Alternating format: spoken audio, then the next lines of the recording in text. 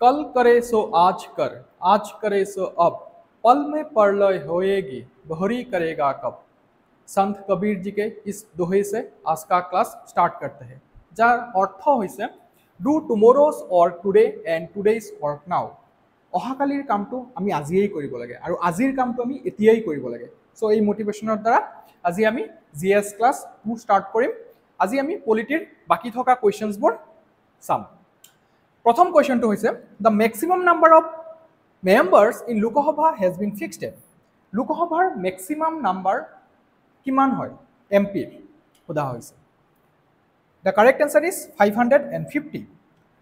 কিছুদিন আগলৈকে হেয়া 552 আছিলে,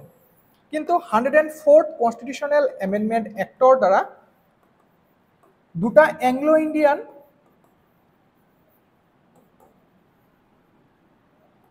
সিট এবলিশ কৰি দিয়া হৈছে। তো বৰ্তমান মেক্সিমাম সিট হৈছে 550, যেটো 2026 চনৰ সেন্সাস হোৱাৰ পিছত যেটো ডেলিমিটেশন হ'ব তাৰ ভিত্তিত বাঢ়িবও পাৰে। Okay, earlier 2 members were nominated by the president from the Anglo-Indian community, but this provision was removed by the 104th Constitutional Amendment Act 2019. বৰ্তমান maximum 550 ভিতৰত মেম্বাৰৰ সংখ্যা হৈছে 543। 530 টা ইলেক্টেড হয় ষ্টেটৰ পৰা আৰু বাকি 13 টা ইউনিয়ন টেৰিটৰীৰ পৰা। Next question, the power of judicial review in India lies with। Judicial ৰিভিউৰ বিষয়ে আমি কালিও আলোচনা কৰিছিলোঁ। জুডিশিয়াল ৰিভিউ মানে কি, যে সুপ্ৰিম কোৰ্ট হাই কোৰ্টে চৰকাৰে বনোৱা আইনবোৰ পুনৰালোচনা কৰিব পাৰে, ৰিভিউ কৰিব পাৰে। আৰ্টিকেল 13ৰ আণ্ডাৰত যদি কোনোবা ল ইনকনসিস্টেন্ট হয় পাৰ্ট 3ৰ সৈতে, দ্যাট ইজ ফাণ্ডামেণ্টেল ৰাইটছ পাৰ্টৰ সৈতে, তো সেইটো আনকনষ্টিটিউচনেল বা আল্ট্ৰা ভায়াৰ্ছ বুলি সুপ্ৰিম কোৰ্ট বা হাই কোৰ্টে ঘোষণা কৰিব পাৰে। আৰ্টিকেল 32ৰ আণ্ডাৰত কিছুমান ৰিট ইস্যু কৰা হয়, যাক আমি ৰাইট টু কনষ্টিটিউচনেল ৰিমেডিজ বুলিও কোৱা হয়, বা heart and soul of constitution. আৰু হাই কোৰ্টে আৰ্টিকেল 226ৰ আণ্ডাৰত এইখিনি চাব পাৰে। চ' আৰ্টিকেল 13, 32 আৰু 226ৰ আণ্ডাৰত হায়াৰ জুডিচিয়াৰীয়ে জুডিচিয়াল ৰিভিউ চায়। চ' এই পাৱাৰটো কাৰ হাতত আছে? সুপ্ৰিম কোৰ্ট এণ্ড হাই কোৰ্টৰ তাত। This is very very important. সেইকাৰণে কি কোৱা হয় যে custodian of our constitution is Supreme Court and High Court. Alright, তো এনসাৰটো হ'ব option C. Judicial review is the power of the Supreme Court and High Courts to examine the constitutionality of legislative and executive actions. যাতে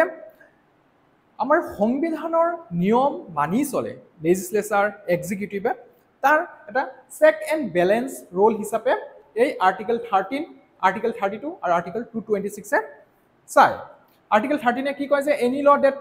কন্ট্ৰাভিনস fundamental rights shall be void, null and void বা ultra vires বা unconstitutional বুলি supreme কোৰ্টে ঘোষণা কৰিব পাৰে। Article 32ৰ আণ্ডাৰত habeas corpus, mandamus, quo warranto, চাৰ্টিউৰাৰী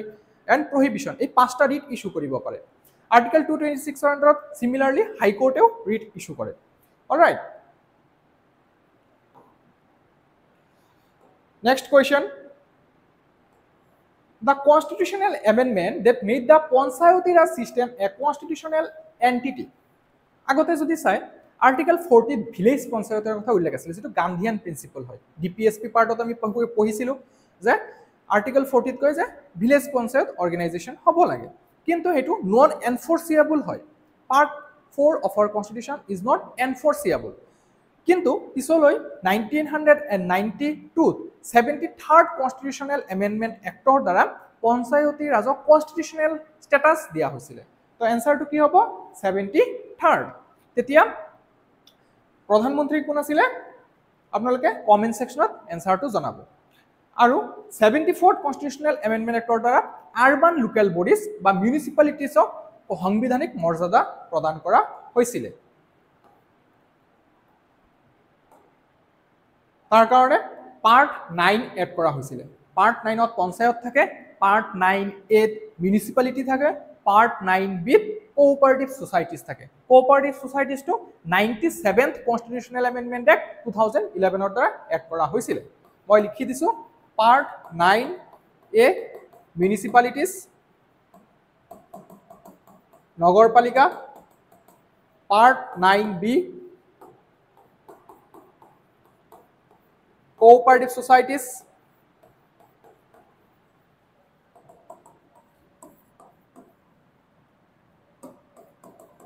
যেটো 97th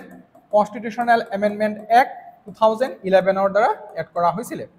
আৰ্টিকল ওয়াইজ চাব যাইতে article 43B 73rd Amendment Act ৰ দ্বাৰা পাৰ্ট 9 এড কৰা হৈছিল আৰ্টিকল 243 পৰা 243O লৈকে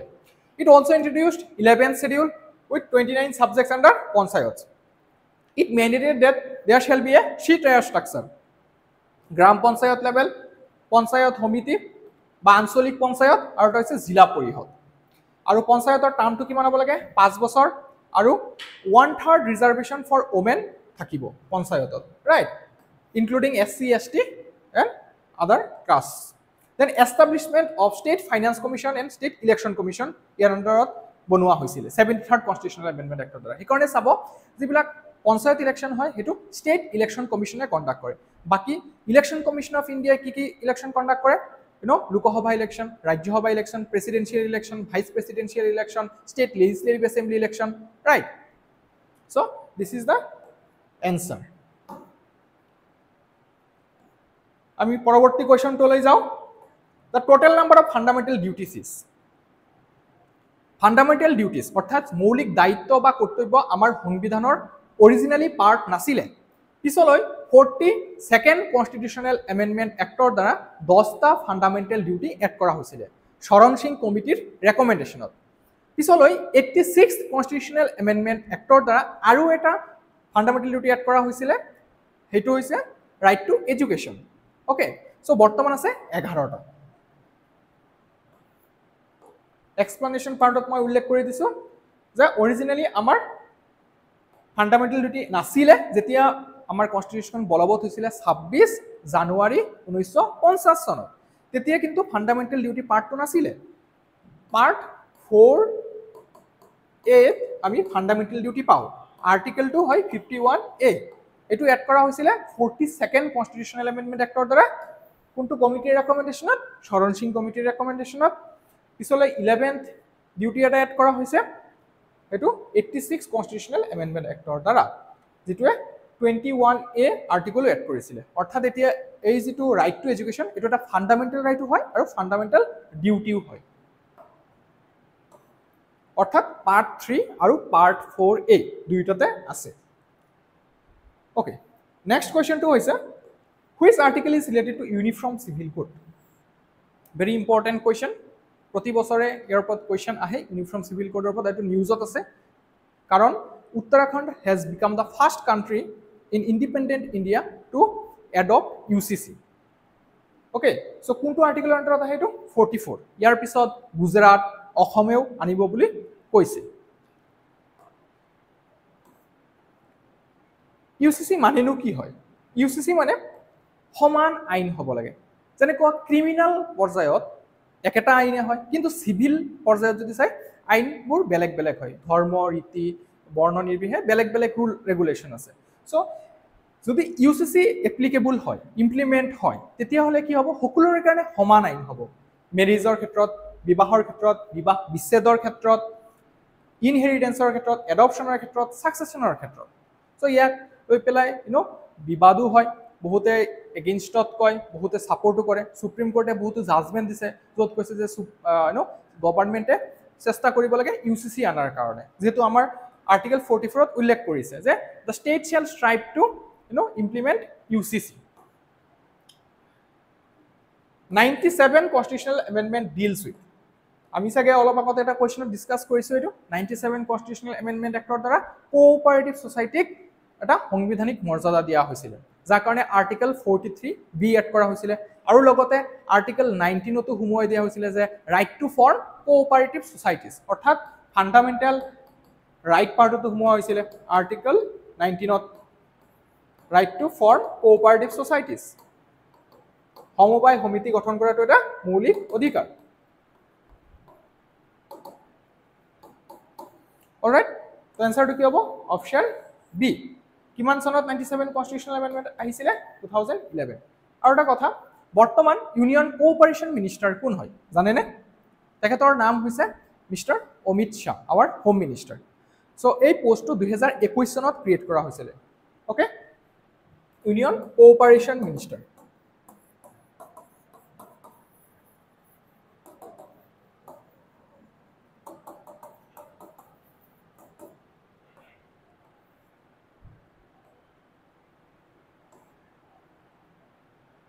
বাকি কেইটা যদি চাই জিএসটি কিমান নম্বৰ সংশোধনীৰ দ্বাৰা আনা হৈছিলে 101st ৰাইট 2017 চনৰ 1 জুলাই তাৰিখে ইমপ্লিমেন্ট হৈছিলে 101st কনস্টিটিউশনাল এমেন্ডমেন্ট এক্ট 2016 চনত আনা হৈছিলে Panchayati Raj 73rd constitutional amendment actor দ্বাৰা এডুকেশ্যন এটো 86 কনস্টিটিউশনাল এমেন্ডমেন্ট এক্টৰ দ্বাৰা সো আমি যেতিয়া কোৱেশ্চনবোৰ সলভ কৰো আমি প্ৰতিটো লাইন আমি ভালদৰে জানিব লাগে সো ইয়াত অলৰেডি উল্লেখ কৰা হৈছে যে 97 এমেন্ডমেন্ট এক্টৰ দ্বাৰা 1916 এড কৰা হৈছে যে এটা right to form cooperative societies is a fundamental right then also added article 43b in part 4 that is directive principles of state policy also added part 9b article 243 ZIS or পৰা 243 ZT লৈকে আছে next the concept of public interest litigation originated in originally আমাৰ part নাছিল এটো কিন্তু পিছলৈ আমি 1980 ত আমি এটো আমেৰিকাৰ পৰা বড় কৰিছো এনসাৰটো হ'ব ইউএসএ পিআইএল যাক কোৱা হয় সমুখে সো পিআইএল কনসেপ্টটো আমি কাৰ পৰা লৈছো ইউএসএ পৰা adopted and developed by the Indian judiciary in the 1980s it allows any person or organization to approach the court in the interest of the public at large যে পাব্লিকৰ ইন্টাৰেষ্টত যিকোনো মানুহে court approach কৰিব পাৰে যদি হেতু নিজৰো cash নহয় তথাপি যদি পাব্লিকৰ ইন্টাৰেষ্ট হয় পাব্লিক ইন্টাৰেষ্টত সুপ্ৰিম কোৰ্ট বা হাই কোৰ্টত পিআইএল ফাইল কৰিব পৰা যায় তে কি ইণ্ডিয়ান জাজেছ হু পপুলাৰাইজ পিআইএল কোনে এটো পপুলাৰাইজ কৰিছে জাস্টিস পিএন ভাগৱতী আৰু জাস্টিস ভিআৰ কৃষ্ণা আয়াৰ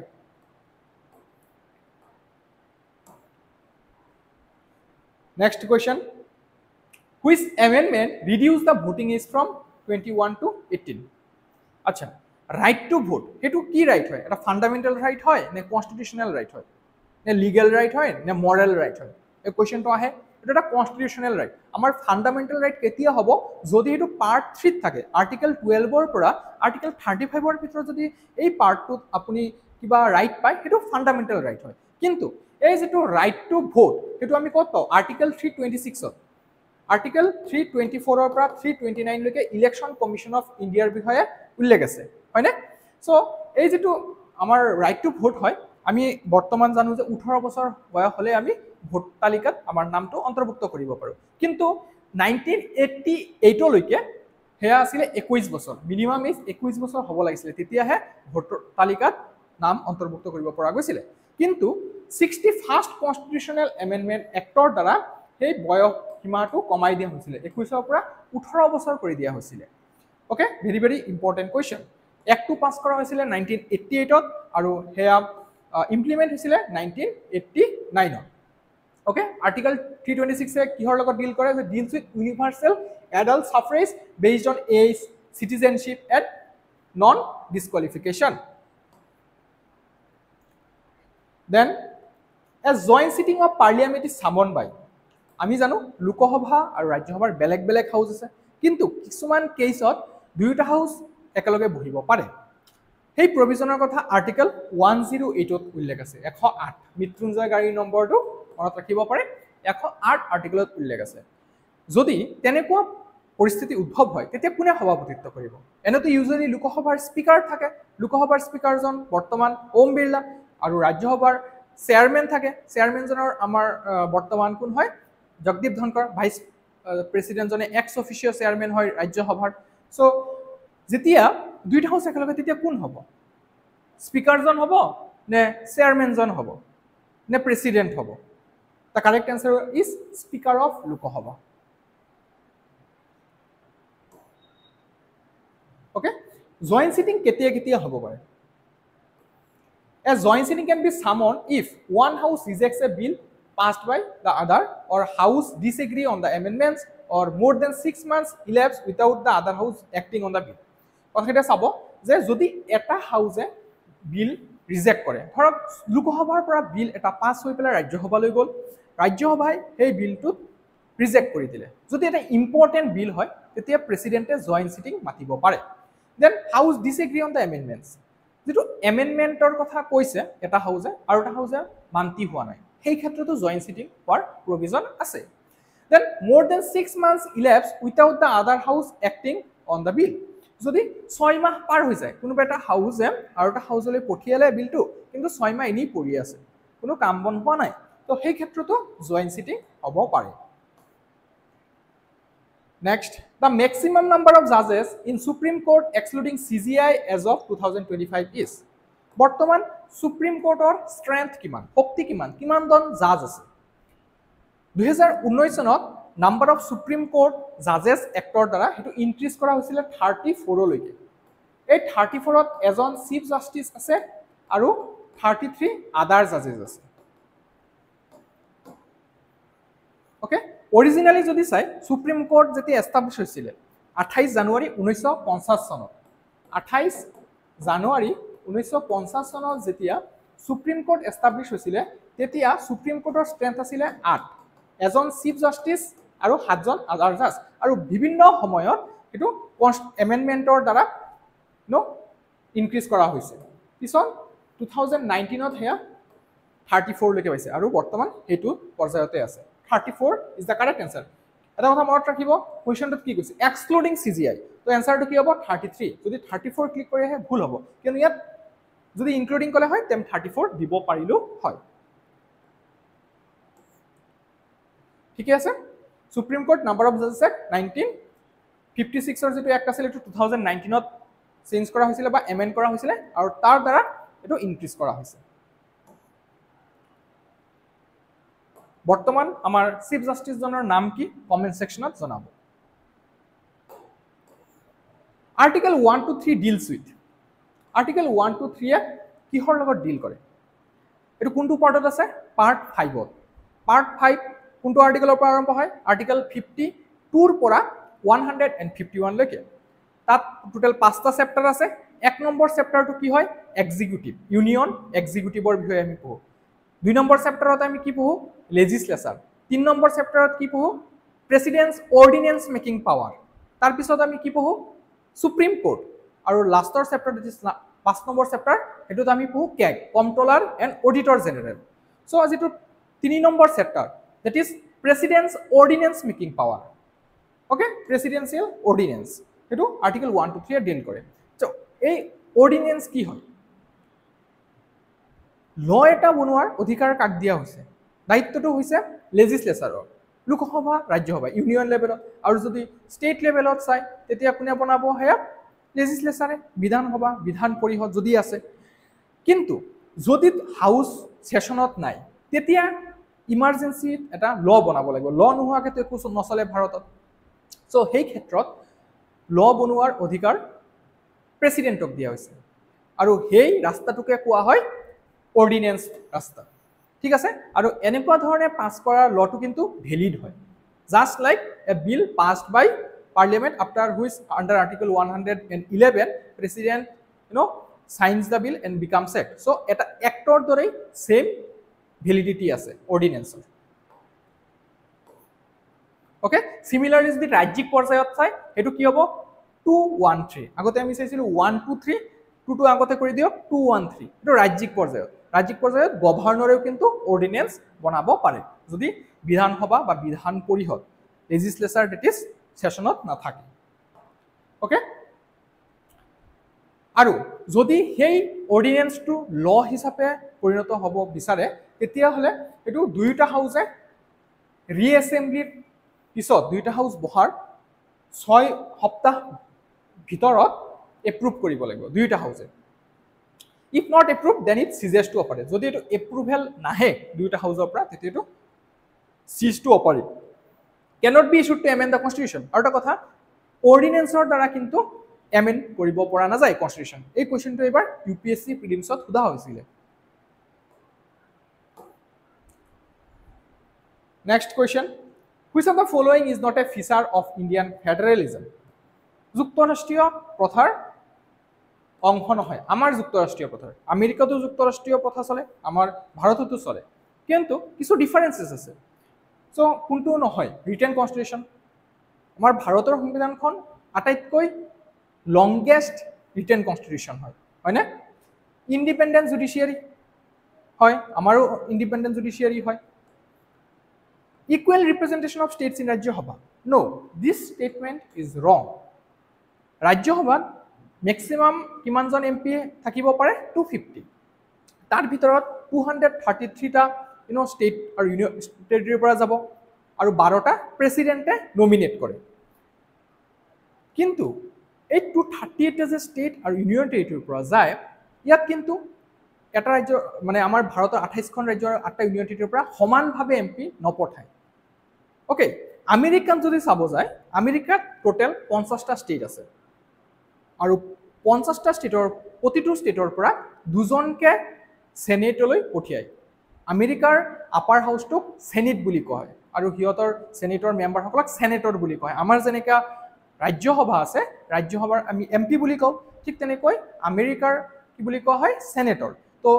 প্ৰতিটো ষ্টেটৰ পৰা 2জনকে সেনেটৰ যায়, অৰ্থাৎ 100। এইটো ইকুৱেল হয় প্ৰতিটো ষ্টেটৰ কাৰণে, পপুলেশ্যন কম হওক বেছি হওক কোনো কথা নাই। কিন্তু আমাৰ ভাৰতত কি হয়? এইটো পপুলেশ্যনৰ ওপৰত ভিত্তি কৰি পঠিওৱা হয়, ৰাইট? যিটো 4th শেডিউলত উল্লেখ আছে, 4th শেডিউলত উল্লেখ আছে। যেনেকুৱা আপোনালোকে এক্সাম্পল চাব পাৰে যে উত্তৰ প্ৰদেশৰ পৰা 31জন MP ৰাজ্যসভালৈ যায়, যিটো হাইয়েষ্ট হয়, আৰু ছিকিমৰ পৰা চবতকৈ কম যায়, এজন যায়, গোৱাৰ পৰা এজন যায়, আমাৰ অসমৰ পৰা ক'ব গ'লে 7জন যায়। চ' আনইকুৱেল। চ' এইটো আমাৰ ফেডাৰেলিজমৰ পাৰ্ট নহয়। ডিভিজন অফ পাৱাৰ হয়, আমাৰ পাৱাৰৰ ডিভিজনৰ কথা উল্লেখ আছে, শেডিউল 7ৰ কথা উল্লেখ কৰিব পাৰোঁ আমি। ইউনিয়ন লিষ্ট, ষ্টেট লিষ্ট আৰু কনকাৰেণ্ট লিষ্ট, আৰ্টিকল 246, যে চবকে দায়িত্ব দিয়া হৈছে যে নিজৰ নিজৰ বাউণ্ডেৰীত কাম কৰাৰ কাৰণে। যেনেকৈ ইউনিয়ন লিষ্টত যদি ছাবজেক্টছবোৰ থাকে, সেইবোৰৰ ওপৰত কেন্দ্ৰীয় চৰকাৰে ল বনাব পাৰে। ষ্টেট লিষ্টত যদি ছাবজেক্টছ থাকে, সেইবোৰৰ ওপৰত ৰাজ্য চৰকাৰে ল বনাব পাৰে। আৰু কনকাৰেণ্ট লিষ্টত থাকিলে দুয়োটা চৰকাৰ, অৰ্থাৎ কেন্দ্ৰীয় চৰকাৰ আৰু ৰাজ্য চৰকাৰ দুয়োটাই ল ফৰ্মুলেট কৰিব পাৰে। ঠিক আছে?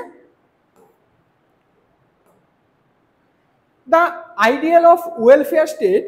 in the Indian Constitution is ancient in its. Welfare state, কল্যাণকামী ৰাষ্ট্ৰৰ কথা ক'ত উল্লেখ কৰা আছে? Option A preamble, option B directive principles of state policy, option C fundamental rights, option D 7th schedule. Correct এনচাৰটো কি হ'ব? কল্যাণকামী ৰাষ্ট্ৰ আমাৰ ক'ত উল্লেখ আছে? Directive principles of state policy, ৰাষ্ট্ৰৰ নিৰ্দেশনাত্মক নীতিত। কি কয় এইটোৱে? যে state shall strive to promote equality. যিটো ইনইকুৱেলিটি আছে, ইকনমিক ইনইকুৱেলিটি, সেইটো দূৰ কৰাৰ কথা কয়। যেনেকৈ ইউনিফৰ্ম চিভিল কোডৰ কথা কয়। চ' এইবিলাক আছে directive principles of state policy, কিন্তু এইটো নন এনফৰ্চিয়েবল হয়।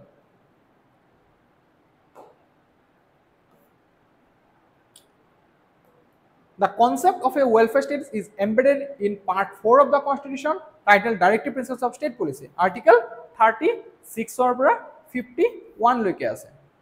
These principles guide the state to ensure social and economic justice and aim to establish a society where equality and dignity are ensured for all citizens. যে DPSP-এ এইটো কথা কয় বেচিক্যালি যে চৰকাৰে যেতিয়া পলিচিবোৰ ফৰ্মুলেট কৰিব, তেতিয়া এই নীতি নিৰ্দেশনাবোৰ মনত ৰখা দৰকাৰ। কেনেকুৱা নীতি নিৰ্দেশনা? যে সকলোৱে যাতে ছ'চিয়েলি আৰু ইকনমিকেলি জাষ্টিছ পায়, সকলোৱে যাতে ইকুৱেলিটি আৰু ডিগনিটিটো অনুভৱ কৰিব পাৰে। Next question, what is the maximum gap allowed between 2 sessions of parliament? পাৰ্লিয়ামেণ্টত আমি জানো যে উইণ্টাৰ সেশ্যন হয়, সামাৰ সেশ্যন হয়, আৰু এটা কি হয়? বাজেট সেশ্যন। প্ৰশ্নটো হৈছে যে দুটা সেশ্যনৰ মাজত কিমান সময় থাকিব পাৰে? আমাৰ কনষ্টিটিউশ্যনত এটা কথাই উল্লেখ আছে যে দুটা সেশ্যনৰ মাজত মেক্সিমাম 6 মাহৰহে গেপ থাকিব পাৰে। The correct answer is option C. Usually কেতিয়া হয়? আমাৰ বাজেট সেশ্যন হয় ফেব্ৰুৱাৰী মানত, দেন আমাৰ মনচুন সেশ্যন হয় জুন জুলাই মানত, আৰু উইণ্টাৰ সেশ্যনটো নৱেম্বৰ ডিচেম্বৰত হয়। ঠিক আছে মই ইয়াত উল্লেখ কৰি দিছোঁ যে আমাৰ ইউজুৱেলি 3টা সেশন হয় কিন্তু ইয়াৰ বিষয়ে কনষ্টিটিউশ্যনত উল্লেখ নাই আপোনালোকে যদি সিভিল সাৰ্ভিসৰ কাৰণে প্ৰিপাৰেশ্যন কৰি আছে তাত গম পাব সিভিল সাৰ্ভিস এক্সামবোৰত তেনেকুৱা ধৰণৰ কথা আহে যে আমাৰ কনষ্টিটিউশ্যনত 3টা সেশনৰ কথা উল্লেখ আছে বুলি ষ্টেটমেন্ট দি দিব পাৰে এনেকুৱা কোনো কথা উল্লেখ নাই খালি এটা কথাই আছে যে দুটা সেশনৰ মাজত ম্যাক্সিমাম 6 মাহৰ গ্যাপ থাকিব পাৰে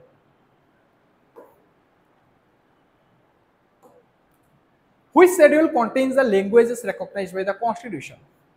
Total আমার কেটা schedule আছে 12টা অরিজিনালি কেটা আছিল 8টা পরবর্তী পর্যায়ে আর 4টা এড করা হইছে 9 number schedule to first constitutional amendment act 1951 তে এড করা হইছিল দেন আহি গল আমার 9 নম্বর schedule 10 নম্বর schedule টু এড করা হইছে 52nd কনস্টিটিউশনাল অ্যামেন্ডমেন্ট অ্যাক্টৰ দ্বাৰা এটো কি হয় এন্টি ডিফেকশন লৰ লগত জড়িত 1985 ত Then 11th schedule to 1992 73rd constitutional amendment act or add kora hoise 74th constitutional amendment act or municipality add kora hoise tar agor je 8ta asile aru lastot jitu thake 8th schedule tate official language er kotha ullekh ase official language keta ase bortoman 22 ta originally keta asile 14 ta পরবর্তী পর্যায়ে আরো 8টা add করা হয়েছে okay এই 22টা ভাষা কি কি আমি চাও আৰু কোনটো সংশোধনীৰ দ্বাৰা পিছলৈ 8টা ভাষা আৰু এড কৰা হৈছে হিবিলাকো আমি চাম বৰ্তমান 22টাৰ ভিতৰত হৈছে Assamese Bengali Bodo Dogri Gujarati Hindi Kannada Kashmiri Konkani Maithili Malayalam Manipuri Marathi Nepali Oriya Punjabi Sanskrit Santhali Sindhi Tamil Telugu Urdu 92nd constitutional amendment অ্যাক্টৰ দ্বাৰা BDSM এড কৰা হৈছিল দ্যাট ইজ বড়ো ডোগৰী সন্থালী আৰু মৈথিলী দেন 71st অৰ দ্বাৰা KMN কংকানী মণিপুৰী এণ্ড নেপালী ভাষা এড কৰা হৈছিল 21st কনস্টিটিউশনাল অ্যামেন্ডমেন্ট অ্যাক্টৰ দ্বাৰা সিন্ধি ভাষাটো এড কৰা হৈছিল ওকে আমি এনেকে মনত ৰাখিব পাৰো যে 21st কনস্টিটিউশনাল অ্যামেন্ডমেন্ট অ্যাক্টৰ দ্বাৰা সিন্ধি 71st অৰ দ্বাৰা KMN that is Konkani Manipuri and Nepali যাক মেইটেউ ভাষা বুলিও কোৱা হয় মণিপুৰী BDSM বড়ো ডোগৰী সন্থালী মৈথিলী এটো 92nd অৰ দ্বাৰা 2003 1992 and 1967 year wise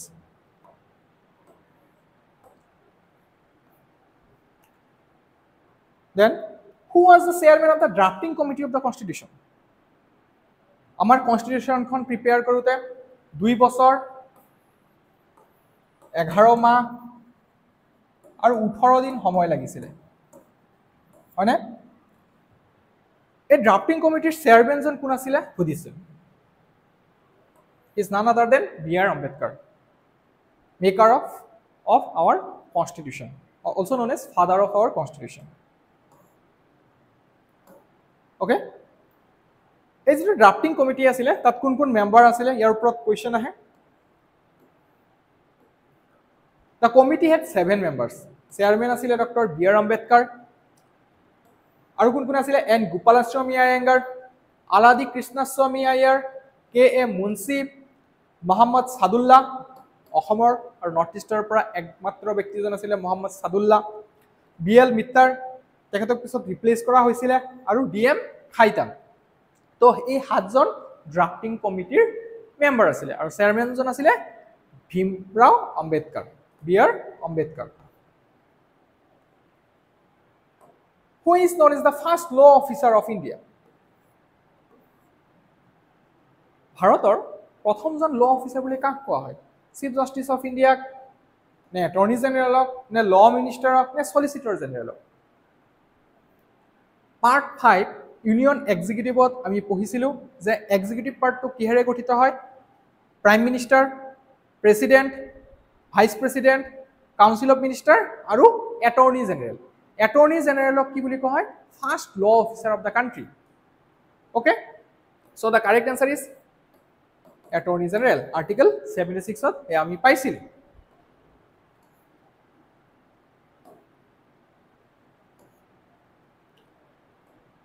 কনস্টিটিউশনত যাব যায় যে আৰ্টিকল 76 ত আছে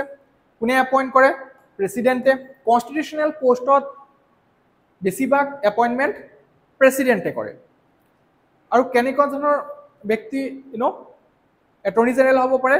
হি must be a person qualified to be জাজ of the supreme court supreme কোৰ্টৰ জাজ হোৱাৰ কাৰণে উপযুক্ত হ'ব লাগিব এতিয়া প্ৰশ্ন হ'ব যে সুপ্ৰিম কোৰ্টৰ জাজ হোৱাৰ কাৰণে কি কি লাগিব প্ৰথম কথাটো যে তেওঁ ভাৰতীয় নাগৰিক হ'ব লাগিব ইণ্ডিয়ান চিটিজেন দেন 5 বছৰৰ এক্সপিৰিয়েঞ্চ লাগিব জাজ হিচাপে কাম কৰাৰ ইন হাই কোৰ্ট আৰু যদি জাজ হিচাপে কাম কৰাৰ এক্সপিৰিয়েঞ্চ নাথাকে তেতিয়া 10 বছৰৰ অভিজ্ঞতা লাগিব as a advocate in High Court or in succession advocate আৰু নহলে আৰু এটা প্ৰভিজন আছে যেটো প্ৰেসিডেন্টৰ অপিনিয়নত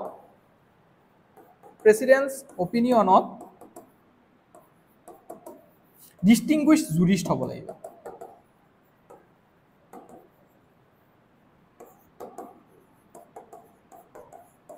ওকে সো এইকেইটা পইণ্ট আমি মনত ৰাখিব লাগে যে তেওঁ প্ৰথম কথাটো ভাৰতীয় নাগৰিক হ'ব লাগিব 5 বছৰৰ জাজ হিচাপে অভিজ্ঞতা থাকিব লাগিব হাই কোৰ্টত কাম কৰাৰ আৰু যদি হেতু নহয় তেতিয়াহলে 10 বছৰ এডভোকেট হিচাপে হাই কোৰ্টত কাম কৰাৰ অভিজ্ঞতা থাকিব লাগিব আৰু এটা অপচন আছে এটো হৈছে প্ৰেসিডেন্টৰ অপিনিয়নত তাকে ডিস্টিংগুইশড জুৰিষ্ট হ'ব লাগিব okay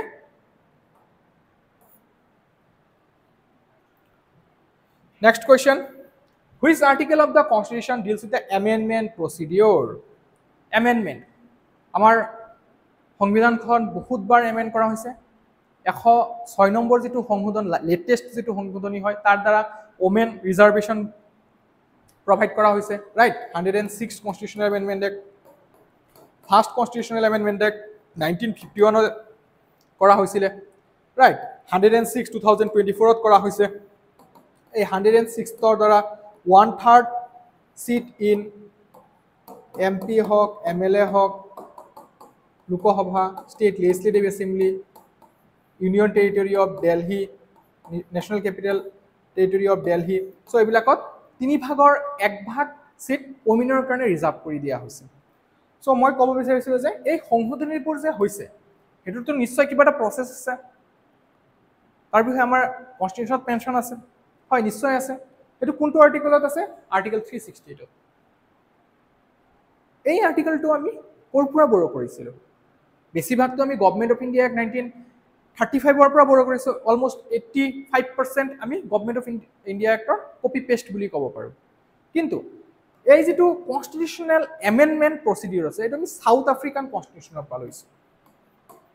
south Africa constitution okay আমি নেক্সট লেগে চাম যে কি মেথড আছে কনস্টিটিউশনখন চেঞ্জ কৰা এটা হৈছে সিম্পল মেজৰিটিৰ দ্বাৰা সিম্পল মেজৰিটিৰ দ্বাৰা কি কৰিব পৰা যায় for changes like admission of new state article 3 ৰ আন্ডাৰত হেতু 368 ৰ আন্ডাৰত নাহে আৰ্টিকেল 3 এটো এক্সপ্লিসিটলি মেনশন কৰা আছে যে যদি নতুন কোনোবা ষ্টেট এডমিশন কৰা হয় ভাৰতীয় টেৰিটৰি পাৰ্ট কৰা হয় তেতিয়াহলে হেতু আৰ্টিকেল 368 ৰ আন্ডাৰত কৰা হৈছে বুলি ধৰা নহয় দেন বাই স্পেশাল মেজৰিটি কি যে তিনি ভাগৰ দুই ভাগ মেম্বাৰ উপস্থিত থকা সকলে সাপোৰ্ট কৰিব লাগিব আৰু ওভাৰঅল 50% ৰ বেছি মানুহ এমপিয়ে সাপোৰ্ট কৰিব লাগিব ওকে এটো হৈছে স্পেশাল মেজৰিটি যে majority of total membership of the house and 2/3 majority of members present and voting আৰু এটা আছে special majority plus consent of half of the state legislature যদি হে যেটো যুক্তৰাষ্ট্ৰীয় ষ্ট্ৰাকচাৰ আছে আমাৰ ফেডাৰেল ষ্ট্ৰাকচাৰ হেইটোত কিবা হানি আনিব বিচাৰিছে বা কিবা চেঞ্জেছ আনিব বিচাৰিছে তেতিয়া হলে এই প্ৰভিজনটো চাব লাগে যেনেকৈ GST 101st constitutional amendment actor দ্বাৰা যেতিয়া জিএসটি আনা হৈছিল তেতিয়া more than half of the stateৰ কনসেন্ট লাগিছিল সন্মতি লাগিছিল ফেডাৰেল স্ট্ৰাকচাৰ চেঞ্জ কৰিব গলে election of president judiciary union state relation এইবিলাকত যদি কিবা হালহলনি কৰিব বিচাৰে সো এই প্ৰথাৰে যাব লাগে এই 3 নম্বৰ যেটো step special majority plus consent of half of the state legislature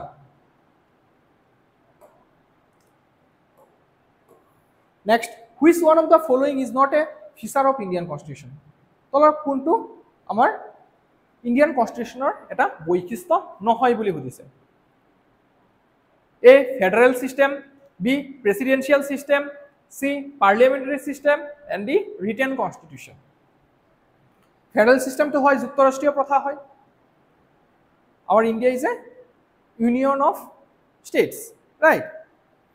Presidential system হয় নেকি নহয় এটো আমেৰিকাত চলে আমাৰ ভাৰতত কি হয় পাৰ্লিয়ামেণ্টাৰী সিস্টেম এণ্ড আমাৰ ভাৰতৰ ৰিটেন কনষ্টিটিউশ্যন আছে আমি জানো যে আমাৰ সংবিধানখন লংগেষ্ট ৰিটেন কনষ্টিটিউশ্যন হয় পৃথিৱীৰ ভিতৰত সো এনসাৰটো কি হ'ব option B okay next question Who administers the oath of office to the President of India? কোনে ৰাষ্ট্ৰপতিজনক শপত গ্ৰহণ কৰোৱায় Prime Minister, Chief Justice of India, Vice President, Attorney General. The correct answer is Chief Justice of India. যিকোনো কনষ্টিটিউচনাল পোষ্টত সোমাব হলে প্ৰথম কথাটো কি যে শপত গ্ৰহণ কৰিব লাগিব শিডিউল 3 তাৰ বিষয়ে উল্লেখ আছে forms of oath taking so যেতিয়া প্ৰেসিডেন্টজন অফিসত সোমায় তেতিয়া শপত গ্ৰহণ কৰোৱাই ৰাষ্ট্ৰপতি chief justice of India that is supreme কোৰ্টৰ যিজন মুখ্য ন্যায়াধীশ আৰু তেখেতৰ অনুপস্থিতিত সিনিয়ৰ মোষ্ট জাজ of the supreme court The oath of office to the President of India is administered by the Chief Justice of India, CJI. If the Chief Justice is not available, then the senior most judge of the Supreme Court administers the oath. যদি Chief Justice জন কিবা কাৰণবশত অনুপস্থিত থাকে তেতিয়াহলে কোনে কৰিব senior most judge Which article of the Constitution prohibits the state from making any law that abridges the rights conferred by Part 3? কোনটো আৰ্টিকলে কয় যে যিবিলাক ফান্ডামেন্টাল ৰাইট আমাৰ কনষ্টিটিউচনে গ্যাৰান্টি দিছে হেবিলাক ষ্টেটে কাঢ়ি ল'ব নোৱাৰে it can not take away or abridge the fundamental rights that is article 13 article 13 এ কয় যে যদি কোনো এটা এনেকুৱা ল ষ্টেট অৰ্থাৎ গভৰ্ণমেণ্টে পাস কৰে আৰু হেতু ইন ভায়োলেশন অফ পাৰ্ট 3 হয় that is fundamental rights violet কৰে তেতিয়া হেতু আনকনষ্টিটিউচনাল বা আল্ট্ৰা ভায়াৰ্স বুলি সুপ্ৰিম কোৰ্টে ঘোষণা কৰি দিয়ে so that is article 13 ইয়াৰ কি এৰ দ্বাৰা কি বুজোৱা হয় যে it ensures supremacy of fundamental right supreme হয় ইমাৰ্জেন্সিৰ সময়ত হেতু খাৰিজ কৰিব পাৰি বা সাসপেন্ড কৰিব পাৰি It gives Supreme Court and High Courts the power of judicial review to strike down unconstitutional laws. যেনেকৈ আমি 99th Constitutional Amendment Actৰ কথা ক'ব পাৰো NJSC বনোৱা হৈছিল 99th Constitutional Amendment Actৰ দ্বাৰা National Judicial Appointment Commission যাৰ দ্বাৰা কলেজিয়াম সিস্টেমটো চেঞ্জ কৰিব বিচৰা হৈছিল কিন্তু 2015 চনৰ 4th জাজেছ কেছত সুপ্ৰিম কোৰ্টে এটোক আনকনষ্টিটিউচনাল বুলি ঘোষণা কৰিছিল Next question Which schedule of the Constitution distributes powers between union and states? Union আৰু ষ্টেটৰ মাজত যে ডিভিজন অফ পাৱাৰ আছে এটো কোনটো শিডিউলত আছে বুলি সোধা হৈছে The correct answer Yes 7th schedule 7th schedule 3 enumerated list আছে right union list list 1 state list list 2 concurrent list list 3 so এখিনি কোড আছে 7 শিডিউল আৰ্টিকেল যদি হুদে 246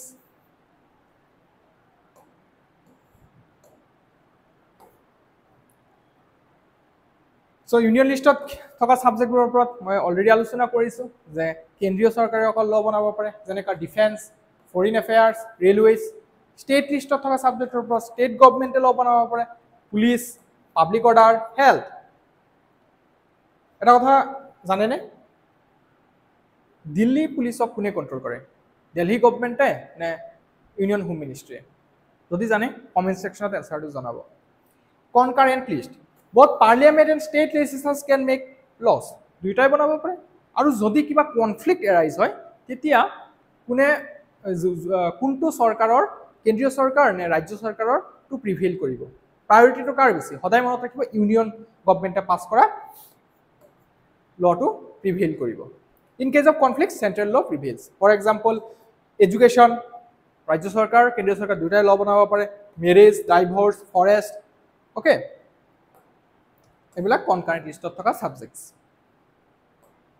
বৰ্তমান কনকাৰেন্ট লিষ্টত অলমোস্ট 52টা আছে অৰিজিনালি 47 আছে পিছলৈ ইউনিয়ন লিষ্টতো বাঢ়িছে ষ্টেট লিষ্টত যিকেইটা আছে কেইটা কমি গৈছে ষ্টেট লিষ্টৰ পৰা কাটি পেলাই এটো আকৌ ইউনিয়ন লিষ্টত সোমাইছে কিছুমান আকৌ কিছুমান কনকাৰেন্ট লিষ্টত সোমাইছে ঠিক কি নহক next question which of the following bodies is not a constitutional body constitutional body statutory body non constitutional body এইবিলাকৰ ওপৰত কোৱেশ্চন আহে ইয়াত সোধা হৈছে কোনটো কনষ্টিটিউচনেল বডি নহয় কনষ্টিটিউচনেল বডি কি হয় শব্দটোৰ পৰা গম পোৱা যায় যে কনষ্টিটিউচনত যদি কিবা এটা বডিৰ বিষয়ে উল্লেখ আছে তো সেইটো এটা কনষ্টিটিউচনেল বডি যদি কিবা এটা আৰ্টিকেল আছে election commission of India article 324 পৰা 329 লৈকে পাও আমি পাৰ্ট 18ত ফাইনান্স কমিশন আৰ্টিকেল 280 আছে নীতি আয়োগৰ বিষয়ে পাইছে নে কনষ্টিটিউচনত আমাৰ যদি কনষ্টিটিউচন আছে তাৰ পিডিএফ টোত নীতি আয়োগ সাৰ্চ কৰিব নীল আহিব সো নীতি আয়োগটো কি হয় এটা এক্সিকিউটিভ বডি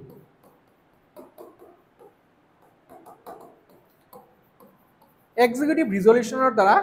1 জানুৱাৰী 2015 চনত এটো এস্টাবলিশ কৰা হৈছিল প্লেনিং কমিশনক এবলিশ কৰি দিয়া হৈছিল পঞ্চবাৰ্ষিক পৰিকল্পনাবোৰ যে ৰূপায়ণ কৰা বডিটো আছিল এটো আছিল প্লেনিং কমিশনক এবলিশ কৰি পেলাই এই নীতি আয়োগ গঠন কৰা হৈছিল নীতি আয়োগৰ ফুল ফৰ্ম কি হয় National Institute for Transforming India National Institute for transforming India. It is a government think হয় cooperative federalism promote কৰে state আৰু ইউনিয়নৰ মাজত cooperation বহায় অলৰাইট কন্ট্ৰোলাৰ এণ্ড অডিটৰ জেনেৰেলৰ বিষয়ে আমি পাৰ্ট 5 আৰ্টিকেল 140 ৰক পাও তেখেতক বি আৰ আম্বেদকাৰে কৈছিলে যে it is the most important body under constitution of India is a public watchdog public পাৰ্টছৰ গাৰ্জিয়ান হয় আৰ্টিকেল 140 এৰ পৰা 151 লৈকে পাও আমি কন্ট্ৰোলাৰ এণ্ড অডিটৰ জেনেৰেলৰ বিষয়ে তো এটো সেই উল্লেখ আছে যে কোনকেটা আৰ্টিকেলত আছে নীতি আয়োগৰ বিষয়ে উল্লেখ নাই এটা এক্সিকিউটিভ বডি হয় next question the recommendations of the finance commissioner article 280 এৰ আন্ডাৰত ফাইনান্স কমিশনৰ কথা উল্লেখ আছে এটা কনষ্টিটিউচনেল বডি হয় প্ৰতি 5 বছৰ মূৰে মূৰে গঠন কৰা হয় ৰিসেন্টলি 16 ফাইনান্স কমিশন গঠন কৰা হৈছে ৰাইট ফাইনান্স কমিশনৰ যিবোৰ ৰেকমেন্ডেশন আছে যদিও এটো কনষ্টিটিউচনেল বডি হয় তথাপি এটো বাইন্ডিং অন দা গভৰ্ণমেন্ট নহয় এডভাইজৰি হে হয় তো তাক লৈ পেলাই বহুত কমিটিয়ে সাজেশনও দিছিলে যে এটো বাইন্ডিং হ'ব লাগে যেটো এটা কনষ্টিটিউচনেল বডি হয় ফাইনান্স কমিশনৰ কাম কি ফাইনান্স কমিশনৰ বেসিক্যালি কাম হৈছে যে এটা ফৰ্মুলা বনাই দিয়া যে ট্যাক্সবোৰ কালেক্ট কৰা হয় ৰেভিনিউ কালেক্ট কৰা হয় যে ষ্টেটে কিমান পাব আৰু কেন্দ্ৰই কিমান পাব আৰু তাৰ পিছত ষ্টেটবোৰৰ মাজত কোনটো ষ্টেটে কিমান পাব হৰাইজন্টাল আৰু ভাৰ্টিকেল ডিভলিউচনৰ ফৰ্মুলাটো এই ফাইনান্স কমিশনে উলিয়ায় The Finance Commission constituted under 280 of the Constitution recommends financial resources that should be distributed between the center and states. Azileke highest share to asile 42% from 14 Finance Commission. 14 Finance Commission. Recently jitu 16 Finance Commission গঠন কৰা হৈছে তাৰ chairman জন কোন হয় Arvind Panagariya upcoming exam বোৰত আহিব পাৰে পানাগাৰিয়া এই যে 16 ফাইনান্স কমিশন আছে ইয়াৰ কাৰ্যকাল কিমানৰ পৰা কিমান হ'ব 1 এপ্ৰিল 2026 ৰ পৰা 1st of March 2031 লৈকে আৰু সাবমিট কৰিব report by October 31 2025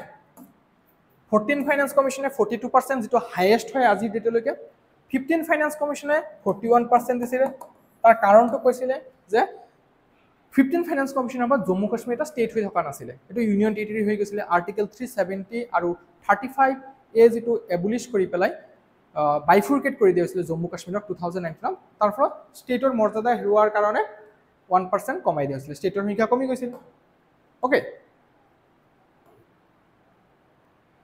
The concept of fundamental duties was borrowed from which country? Fundamental duties. আমি প্রথমতেই চাইছিলো যে ফান্ডামেন্টাল ডিউটিস বর্তমান কেটা আছে 11টা আছে কিন্তু অরিজিনালি তো আমার সংবিধানৰ পাৰ্ট নাছিলে এটা আমি কৰ্পোৰেট কনসেপ্টটো লৈছো ইউএসএসআৰ বৰ্তমানৰ ৰাশিয়া ওকে কত আছে 42nd amendment act 1976 ৰ দ্বাৰা আমি আকৌ ৰিভাইজ কৰিলো পাৰ্ট 4 এত আছে আৰ্টিকেল 51 এ ক্যাপিটাল লেটাৰবোৰ চাৱাৰ লগে লগে মনত ৰাখিবলৈ সংবিধানিক সংশোধনীৰ দ্বাৰা আনা হৈছে অৰিজিনালি 10টা আছিল তাৰ পিছত 86th amendment act ৰ দ্বাৰা 11 নম্বৰ আৰু এটা এড কৰা হৈছিল কিন্তু এবিলাক নন এনফোৰ্সেবল হয় just like directive principles of state policy fundamental duties are also non enforceable by courts and can promote institutional nature then how many members can be nominated to the Rajya Sabha by the president Rajya Sabhar maximum strength kiman 250 238 টা state আৰু union territory পৰা যায় আৰু 12টা প্ৰেসিডেন্টে nominate কৰিব পাৰে the correct answer is 12 কেনেকুৱা ফিল্ডত এই চাৰিটা ফিল্ডৰ পৰা মনত ৰাখিব এই গুটে কেইটা কোৱেশ্চন আহিব পাৰে কোন কেইটা ফিল্ডৰ পৰা প্ৰেসিডেন্টে 12 জন ব্যক্তিক ৰাজ্য সভালৈ নমিনেট কৰিব পাৰে ফিল্ড কেইটা হৈছে লিটাৰেচাৰ সায়েন্স আৰ্ট আৰু social service very very important এনেকুৱা ধৰণে এমসিকিউ কোৱেশ্চন দি দিব পাৰে তলৰ কোনটো ফিল্ডৰ পৰা প্ৰেসিডেন্টে নমিনেট কৰিব নোৱাৰে ওকে বিজনেস দি দিব ইন্ডাস্ট্ৰি লিডাৰ দি দিব পাৰে ওকে আৰ্টিকেল 80 তাৰ বিষয়ে উল্লেখ আছে আমি এই কোৱেশ্চনটো ডিসকাস কৰিছো যে 21 ৰ পৰা 18 ইয়াৰ্স লৈকে কেতিয়া কৰা হৈছিল এয়া হৈছিল 61st কনস্টিটিউশনাল এমেন্ডমেন্ট এক্টৰ দ্বাৰা আছিল 1988 কিমান সনত এটো কাৰ্যকৰী হৈছিল মাৰ্চ 28 1929 ত next question which of the following is a union territory with a legislature বৰ্তমান ভাৰতত 28 খন ষ্টেট আৰু 8টা ইউনিয়ন টেৰিটৰি আছে ইয়াৰ মাজত মাত্ৰ দুটা ইউনিয়ন টেৰিটৰি এনেকুৱা আছে যাৰ লেজিসলেচাৰ আছে আৰু হেইকেটা হৈছে national capital territory of Delhi আৰু পুডুচেৰী কিন্তু এটা ডাউট হ'ব পাৰে যে জম্মু কাশ্মীৰ এতিয়াতো ষ্টেটৰ মৰ্যাদা দিয়া হোৱা নাই এটো এটা বৰ্তমান ইউনিয়ন টেৰিটৰি হৈ আছে কিন্তু তাৰো ষ্টেট এটা লেজিসলেচাৰ আছে ৰিসেন্টলি ইলেকশন হৈছে Omar Abdullah is the current chief minister of Jammu Kashmir so এটো যদি অপশন থাকে তেতিয়া ফ্ৰি চুজ কৰিব বৰ্তমানলৈকে কিন্তু সেন্ট্ৰেল গভৰ্নমেন্টে কৈছে যে অতি কম সময়ৰ ভিতৰতে জম্মু কাশ্মীৰক ষ্টেটহুডৰ মৰ্যাদা দিয়া হ'ব কিন্তু কনস্টিটিউশনত যদি চাই বৰ্তমান দুটা আছে আৰু হেকেটা হৈছে পুডুচেৰী আৰু national capital territory of Delhi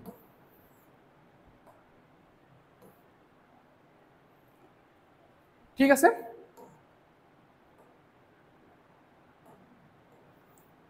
What is the tenure of the members of Rajya Sabha? Rajya Sabhar MP এজনৰ কাৰ্যকাল কিমান হয় দিছে 4 বছৰ 5 বছৰ 6 বছৰ নে 3 বছৰ Correct answer to কি হ'ব The correct answer is 6 years আৰু প্ৰতি 3 বছৰ মুৰে মুৰে 3 ভাগৰ 1 ভাগ সদস্য ৰিটায়াৰ হয় এটো এটা কি হয় পার্মানেন্ট বডি হয় লোকসভা প্রতি 5 বছর মুরে মুরে ডিসলভ হয়ে যায় কিন্তু রাজ্যসভা কিন্তু এটা পার্মানেন্ট বডি হয় নন ডিসরাপশন এটা হয় যাতে নহয় তার কারণে এটা কন্টিনিউয়াস মেম্বার বডি হয় তো 3 ভাগৰ 1 ভাগ সদস্য প্ৰতি 2 বছৰ মুৰে মুৰে ৰিটায়াৰ হয়ে যায়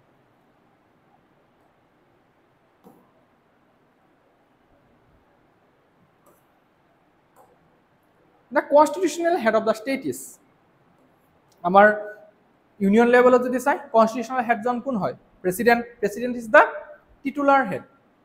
বা ডি জুৰে লিডাৰ বুলি কোৱা হয় আৰু প্ৰাইম মিনিষ্টাৰক কোৱা হয় ডি ফেক্টো লিডাৰ আসল পাৱাৰটো প্ৰাইম মিনিষ্টাৰৰ হাতত থাকে কিন্তু কামকাজবোৰ কাৰ নামত হয় প্ৰেসিডেন্টে যেতিয়ালৈকে কোনো এটা ডকুমেন্টত সাইন নকৰে এটো আইনত ৰূপান্তৰিত নহয় সিমিলাৰলি স্টেট লেভেলত যদি চাই chief minister is the de facto leader আৰু governor is the de jure leader okay so' constitutional head of the ষ্টেটৰ হেড হিচাপে গভৰ্ণৰক কোৱা হয় নট চিফ মিনিষ্টাৰ কিন্তু আচল পাৱাৰটো কাক থাকে চিফ মিনিষ্টাৰৰ তাত থাকে আৰ্টিকেল 153 পৰা 160 লৈকে 62 লৈকে আমি ষ্টেট এক্সিকিউটিভৰ বিষয়ে পঢ়ো ৰাইট গভৰ্ণৰক কোনে এপইণ্ট কৰে প্ৰেচিডেণ্টে গভৰ্ণৰৰ আৰ্টিকেল কেইটা ওপৰৰ হয় নৰ্মেলি 5 বছৰ হয় কেতিয়াবা গভৰ্ণৰক চেন্ট্ৰেল গভৰ্ণমেণ্টৰ এজেণ্ট বুলিও কোৱা হয় গভৰ্ণৰ আৰু অপজিশ্যন ৰুল ষ্টেটবিলাকৰ চিফ মিনিষ্টাৰ আৰু কাউন্সিল অফ মিনিষ্টাৰৰ মাজত মতানৈক্য হৈয়ে থাকে মাজে মাজে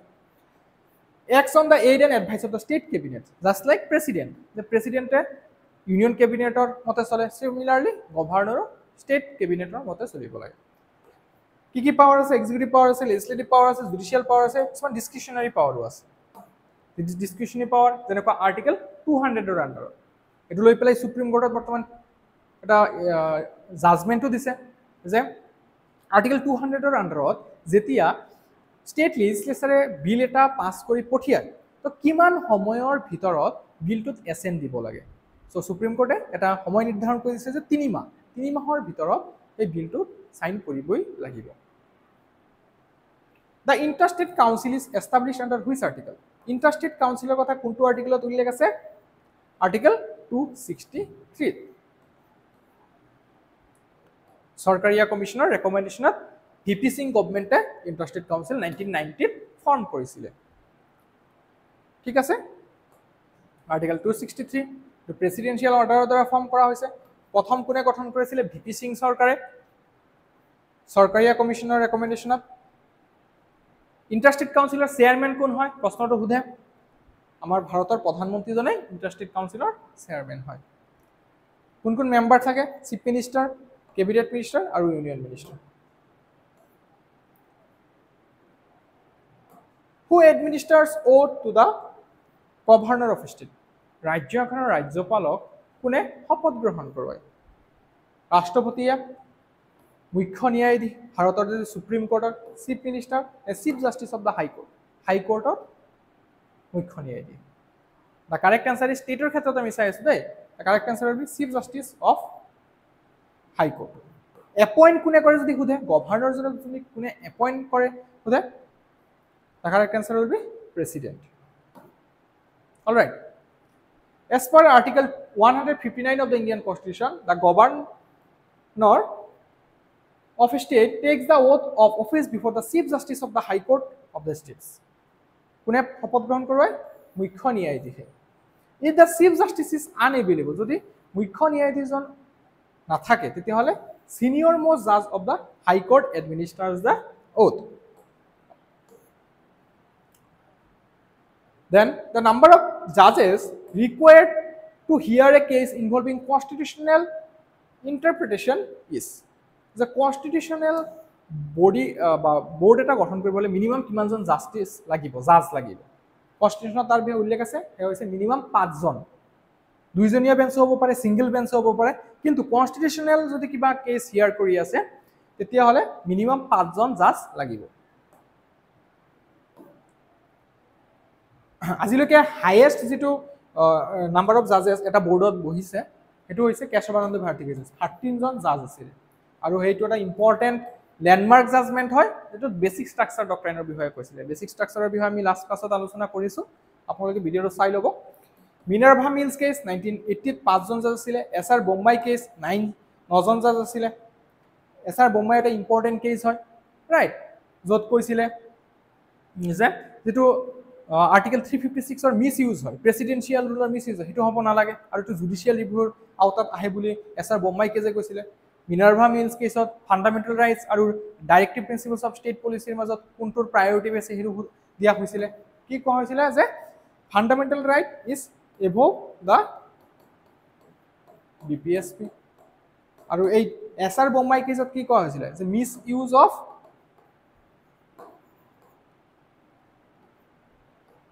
Article 356 Article 356 356 ৰ অন্তৰত যিটো প্ৰেচিডেণ্ট ৰুল ইম্প'জ কৰা হয়, ষ্টেট ইমাৰ্জেঞ্চি যাক বুলি কয় বা কনষ্টিটিউচনেল ইমাৰ্জেঞ্চি বুলি কোৱা হয়, সেইটো মিছ ইউজ হ'ব নালাগে। 1960 পৰা 1980 এই যিটো পিৰিয়ড আছে, এই সময়খিনিত যথেষ্ট এই আৰ্টিকলটোৰ মিছ ইউজ কৰা হৈছিলে। অ'কে, চ' এইখিনিয়ে আছিলে আজিৰ ক্লাছত। হ'পফুলি আপোনালোকে ছেশ্যনটো ভাল পাইছে। যদি ভাল পাই থাকে অনুগ্ৰহ কৰি লাইক কৰিব, কমেণ্ট ছেকশ্যনত জনাব আৰু চেনেলটো ছাবস্ক্ৰাইব কৰি ল'ব। Thank U.